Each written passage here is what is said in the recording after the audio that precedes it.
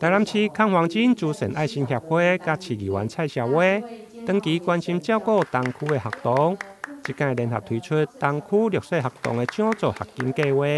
只要东区的4间国中、9间国小，以及安南区的安顺国小，符合中价收入后的学童，国小成绩95分以上，国中90分以上，就用提出申请。我们就是希望说，在国小的部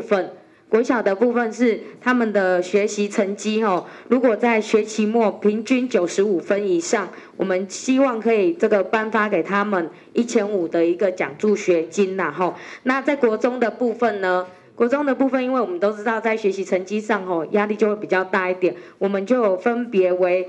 平均在90分以上是1000块的奖助学金。在95分以上的是1500的奖助学金，跟协会这边一起来，希望回馈在学期末的成绩表现优良，还有品性表现优良的部分，我们希望可以给低收或中低收的小朋友一点鼓励的力量啦。除了鼓励成绩优良的学生，另外慈善爱心协会理事长康志胜嘛特别珍惜校体奖项，借此来提倡品德的重要，由学校提报。每校上侪3个名额。